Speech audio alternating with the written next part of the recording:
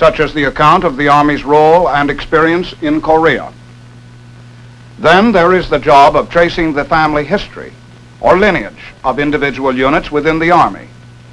The Military History Office has also custody of thousands of examples of war art, work done by our own soldiers and by men of enemy forces. This particular painting was done by Adolf Hitler. He didn't paint too badly, but the world might well wish that he had never done anything else.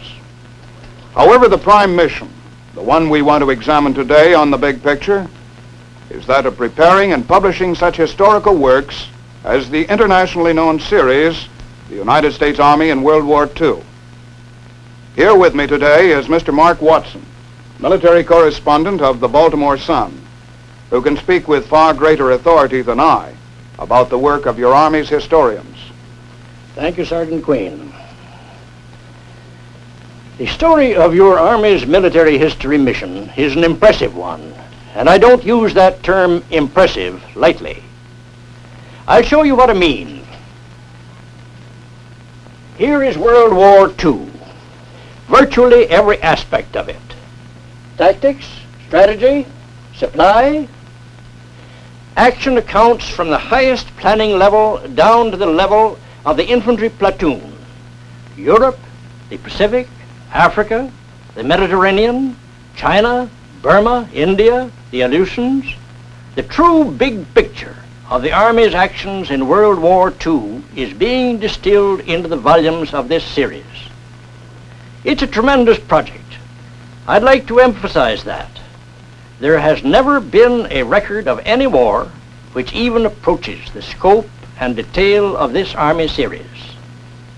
The French writer Voltaire said, "History can be well written only in a free country." This is well-written history.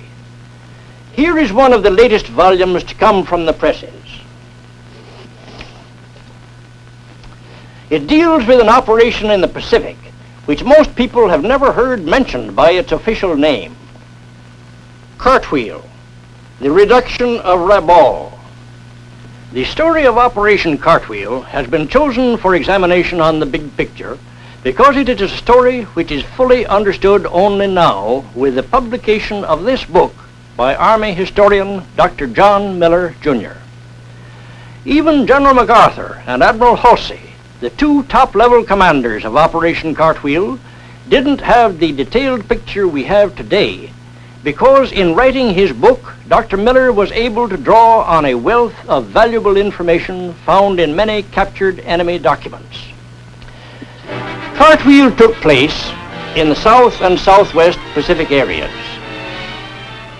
As Cartwheel got underway, the situation was this. We had taken Guadalcanal in the Solomons and defeated the Japanese in the Papuan Peninsula of New Guinea. We had thus blocked an enemy plan to cut us off from New Zealand and Australia. The next step was attack in 4 places at once. Nassau Bay in New Guinea, the islands of Woodlark and Kirrawina in the Solomon Sea, and at New Georgia in the Solomons themselves. Of the 4 attacks, New Georgia was the main event. June 30th, 1943. The men of the reinforced 43rd Division made their landing on Rendova, a small island off the coast of New Georgia. The enemy had not expected a landing here. The men went ashore virtually unopposed.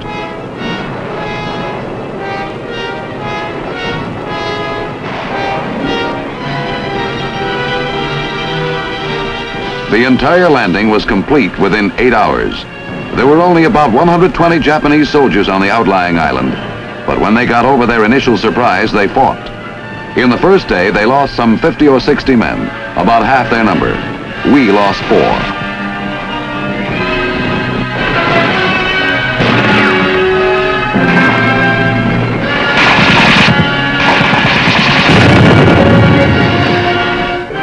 With enemy resistance under control, the main problem was to get supplies ashore and stockpiled for the main assault on New Georgia itself.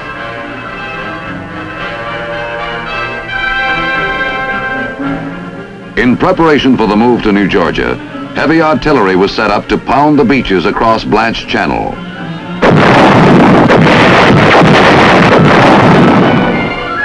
Early in July, the assault on New Georgia itself began, a beach-to-beach landing from Rendova.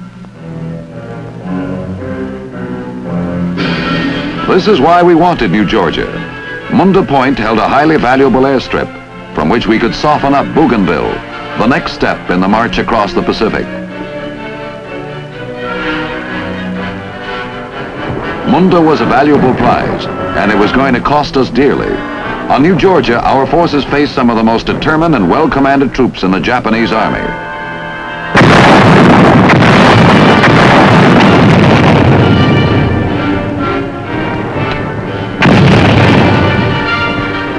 The quality of the outnumbered enemy soon became clear as the push toward Munda Airfield began. Our beachhead was only a couple of miles from Munda, but in the weeks which followed the landings, it was often a good day's work to advance 100 yards. More than once, our advance was pinned down for days at a time.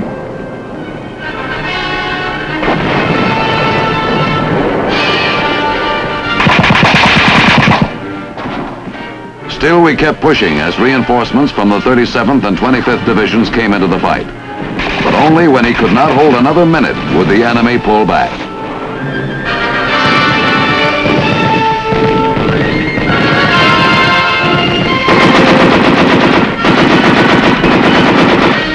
It took us nearly a month to punch our way through the 2 miles of jungle to Munda Airfield. But on August 5th, the 14th Corps sent word to Admiral Halsey that the airstrip was secure. The hardest part of the New Georgia fight was over, and immediately we began readying the cratered runways for use by the Army Air Corps. At the time, the objective of Operation Cartwheel wasn't known to the general public. We planned to move up along the coast of New Guinea, northwestward through the Solomons, and reduce the key Japanese stronghold at Rabaul on New Britain. Vella La Vella was the next step. In the first bypass maneuver of the Pacific War, we skipped over heavily fortified Kolombangara and took its sister island, Vella La Vella. The enemy on Kolombangara saw immediately that he was cut off and evacuated. The bypass tactic had proven its practicality. Meantime, at Port Moresby on New Guinea, the men of the 503rd Parachute Infantry Regiment were getting ready to try another first in the Pacific, a vertical envelopment. The first airborne attack of the Pacific War was about to be mounted, under the personal direction of General MacArthur.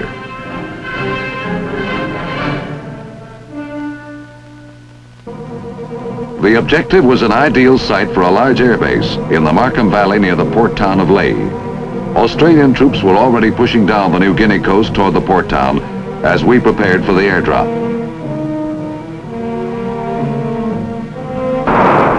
The Aussie soldiers made steady progress toward Lae, confident that the airborne conquest of the Markham Valley would soon give them the other arm of a pincers which could force a large-scale enemy withdrawal.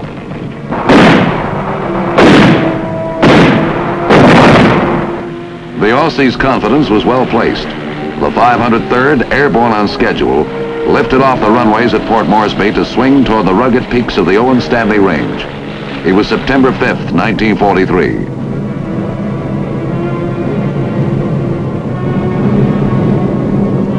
The enemy had no idea that an airborne attack was coming.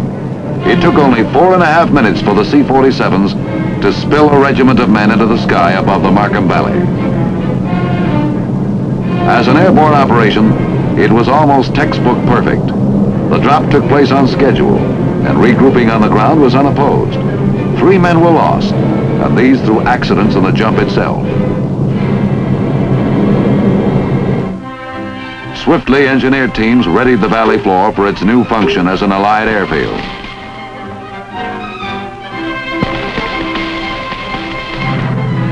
Just 2 days later, C-47s were flying in troops of the Australian 7th Division. They were to take the next step in securing this vital airfield site and a good-sized harbor at Lae to boot. The Australians moved out rapidly, pushing hard toward the sea on their rendezvous with the other Australian force. The Pincers was beginning its squeeze. For a week, the two Australian forces pressed the enemy, each trying to be the first in reaching the port town. Sometimes an enemy strong point would hold up their advance.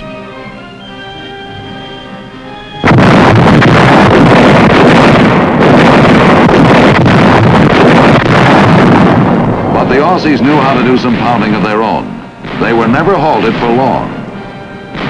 On September 16th, both arms of the pincers met at Lae. The enemy saw the trap closing and pulled out. He would not return. We were a step closer to Rabaul, and Lae Harbor plus the new airfield would be stepping stones for the move forward. The first airborne operation of the Pacific War had been a highly profitable success.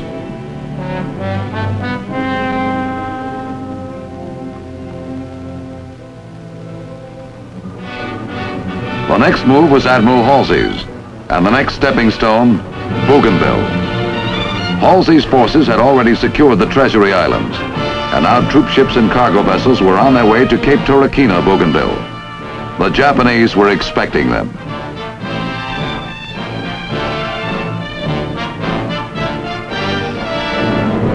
The task of softening up Bougainville's beaches went to the Army Air Corps.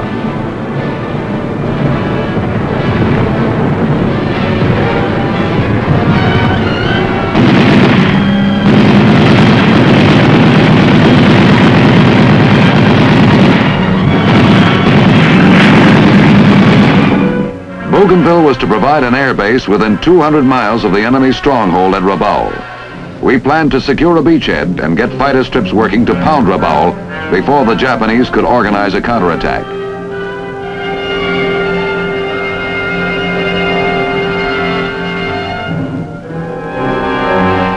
The landings went well. The relatively few enemy soldiers who opposed the landing fought savagely, while Halsey's forces secured a strong foothold and launched immediately into the grim business of enlarging their holdings.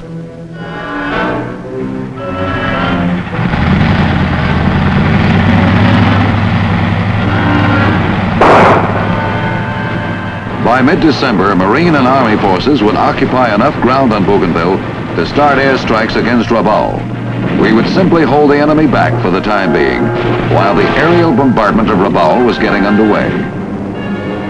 Now a new and startling bypass maneuver was undertaken.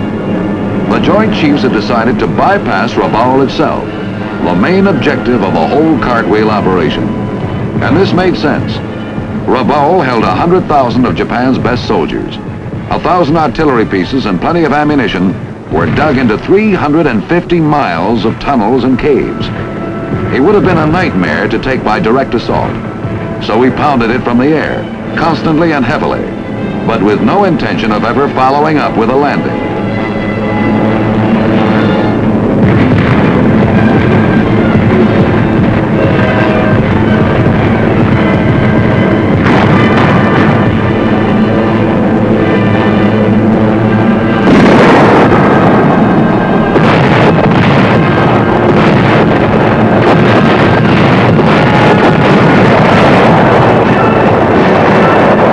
Eventually, Rabaul would find itself isolated by sea and air blockade, still strong but with no one to fight.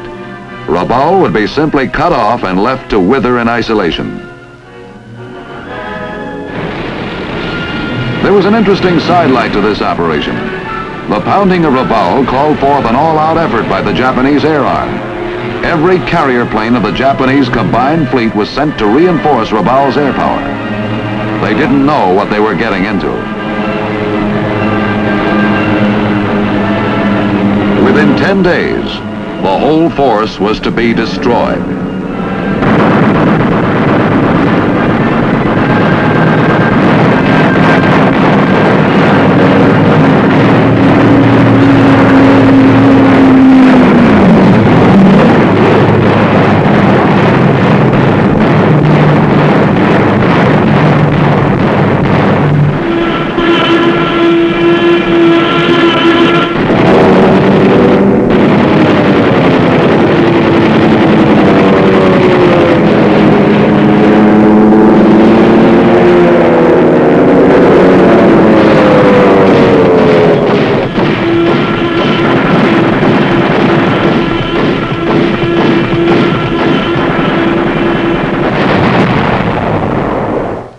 Day by day, the Japanese air losses mounted.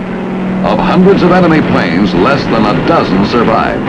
So that later, when Admiral Nimitz moved on the Gilberts, the Japanese fleet lay helplessly at anchor, unable to oppose him. With empty hangar decks, the Japanese carriers were useless.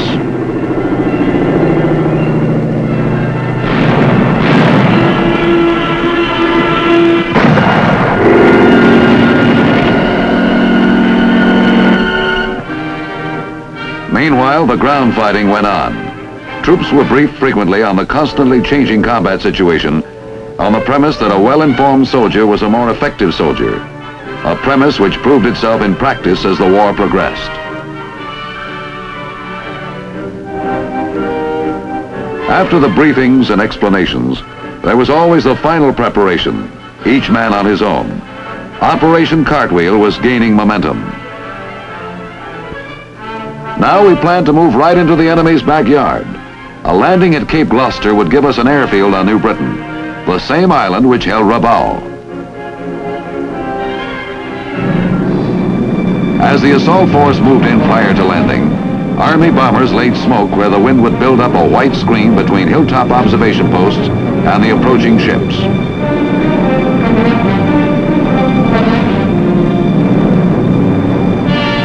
By now, the men of the Pacific Commands were well experienced in the techniques of amphibious assault. Knowing how didn't necessarily make it any easier, but at least it reduced the risks. The assault troops found the beaches of Cape Gloucester good, but shallow. They moved immediately across them into the dense jungle.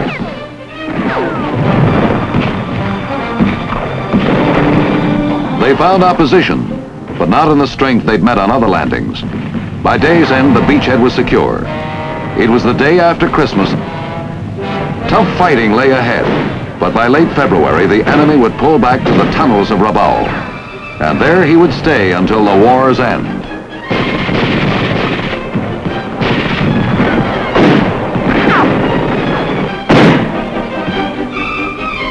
Now the Admiralties came into the spotlight, and one of the strangest operations of the Pacific War began to unfold. Repeated air reconnaissance of the Admiralties had revealed no sign of life at all. The area looked deserted, but intelligence had reported about 4,000 enemy soldiers on the two islands. A hand-picked patrol was sent ashore for a look around.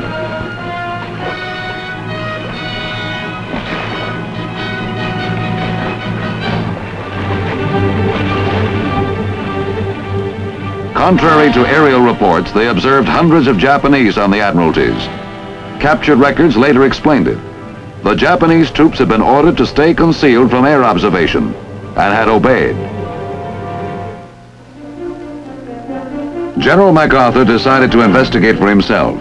He directed 1,000 men of the 1st Cavalry Division to perform a reconnaissance in force. This was a far cry from the more than 25,000 ground troops originally scheduled to take the Admiralties. It was also a month and a half ahead of the timetable. Aboard the command ship, General MacArthur conferred with his subordinates as the small force approached the Admiralties. Shore artillery batteries, which could oppose the landing on Los Negros, the smaller of the two islands, were to be neutralized in advance by fire from the ships. It was going to be a noisy night on Los Negros.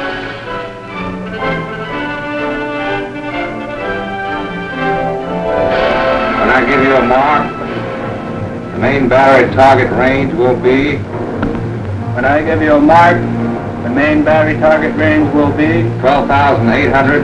12,800. Bearing 255.4. 255.4. Turrets, match to port. Match to port. Turrets, load. Are you ready, Plot? Main battery's ready to open. Aye, aye, sir. Main battery ready to open, Bridge. We're on the line. Main battery loaded and ready, sir. Commence firing.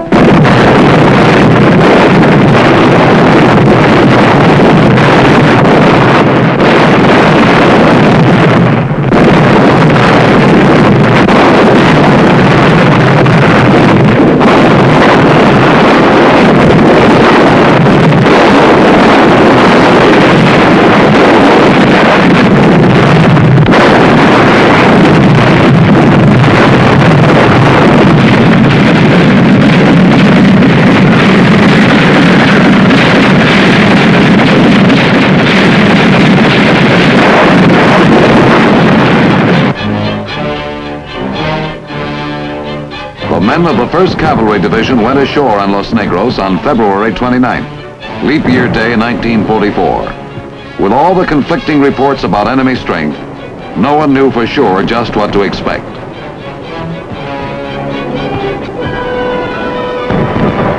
The troops met only light resistance on landing. The Japanese lost only 5 men that first day of fighting, the Americans 2. This despite the fact that, as we discovered later, there actually were 4,000 Japanese soldiers on the Admiralties.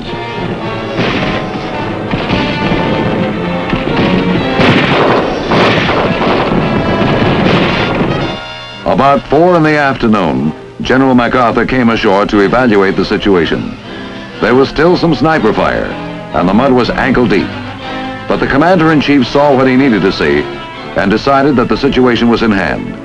Before leaving, he told the reconnaissance force to stay, hold their ground on the airstrip they had taken, and wait for reinforcements, which would soon be on their way.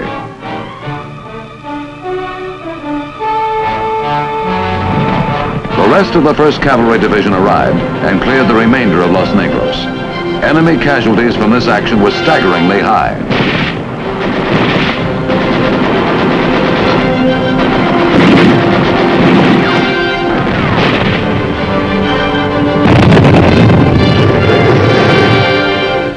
With Los Negros secured, the attack was carried across the channel onto the main island of Manus. The Japanese commander had orders to make a massed attack with his full force and throw the Americans back into the sea.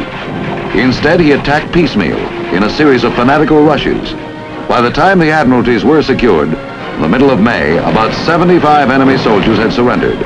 The rest of the 4,000 were dead. Our losses numbered less than 400.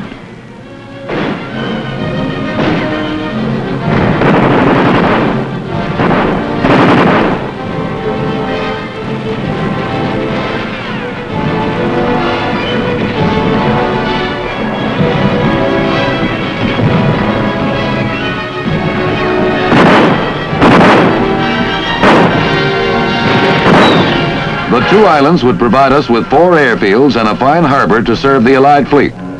The action taken in the Admiralties had shortened the Pacific War by 6 weeks. The finale of Cartwheel came on a tiny island called Emerald, east of the Admiralties.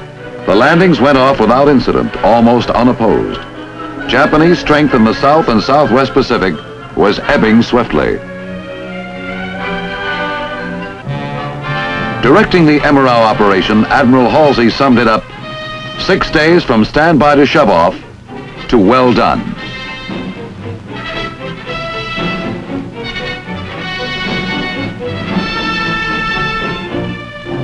The vast reaches of the South and Southwest Pacific were opening up to us again, and the objectives of Operation Cartwheel had been completely attained. Lines of supply and communications between the United States and Australia had been kept open. A string of air and naval bases had been secured, paving the way toward the Philippines. The enemy bastion at Rabaul had been isolated, its 100,000 troops virtually imprisoned.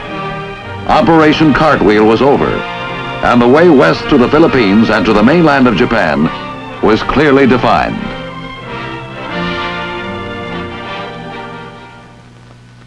The campaign described in this volume was important to the Army as an experience in amphibious warfare and in combined operations against a skilled and resourceful enemy.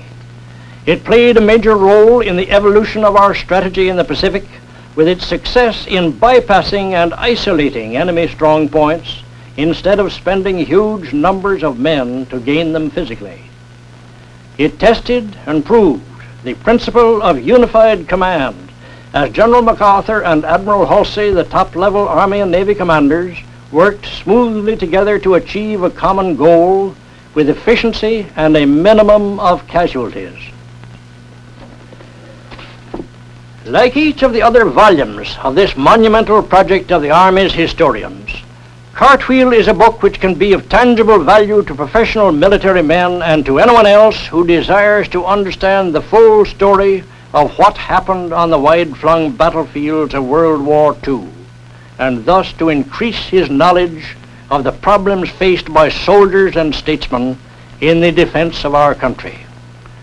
On behalf of the Big Picture, I'd like to extend our thanks to you, Mr. Mark Watson of the Baltimore Sun. The volumes he has just described are not restricted to the use of professional military people. Anyone wishing a catalog of the books available can get it simply by writing to the Office of the Chief of Military History, Department of the Army, Washington 25 D.C. Now this is Sergeant Stuart Queen, your host for The Big Picture.